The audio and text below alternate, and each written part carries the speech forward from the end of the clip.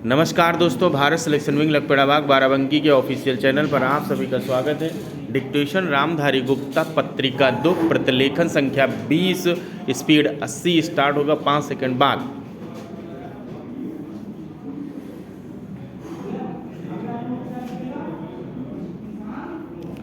सभापति महोदय, मुझे आपने 5 मिनट का समय दिया, इसलिए मैं जल संसाधन पर आना चाहता हूँ।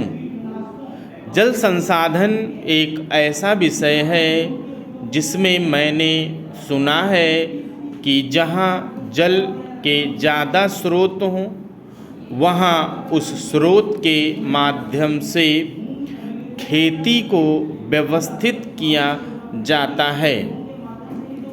मैंने यह भी सुना है जो मात्र हिंदुस्तान में, भारतवर्ष में है कि बाढ़ भी इसी देश में आए, सूखा भी इसी देश में हो जाए और फसल बर्बाद भी इस देश में हो जाए, तो इससे ज़्यादा रोने की बात इस देश के लिए कुछ नहीं हो सकती है।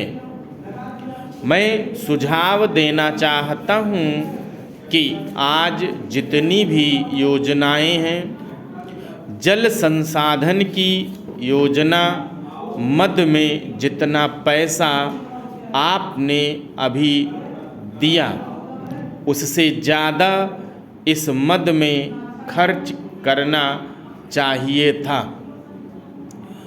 आप देखेंगे कि पिछले 2, 3, 4 साल का जल संसाधन विभाग का जो बजट है, कृषि विभाग का बजट है, उसके अनुकूल ही इस सरकार ने योजना में पैसा लगाने का कार्य किया है।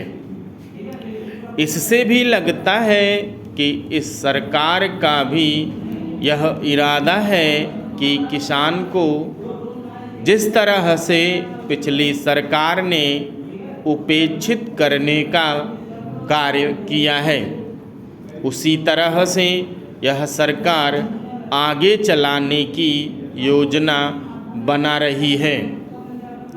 इसलिए बजट में किसान और जल संसाधन के लिए प्रावधान की आप और भी मांग करें।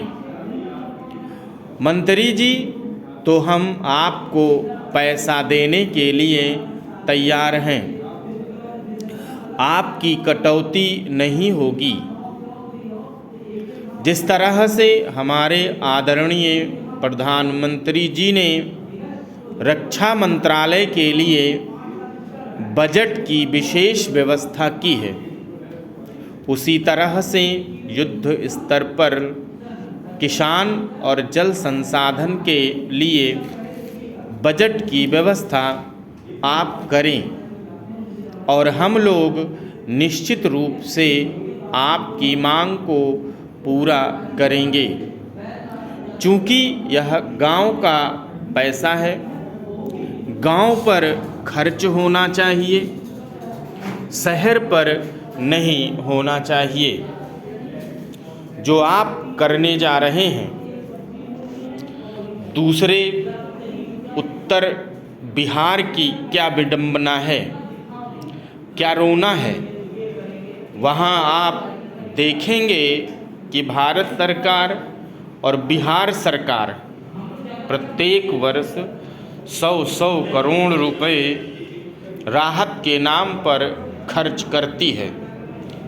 अगर भारत सरकार नेपाल सरकार से बात करके उस पानी को व्यवस्थित ढंग से व्यवस्थित करे, डैम बनाने का कार्य करे, उससे सिंचाई का कार्य करे, तो उत्तरी बिहार बिजली की पैदाइश करेगा और ऐसा करके उसकी बिजली पैदाइश से पूरे हिंदुस्तान में रोशनी की जगमगाहट को हम पैदा कर सकते हैं।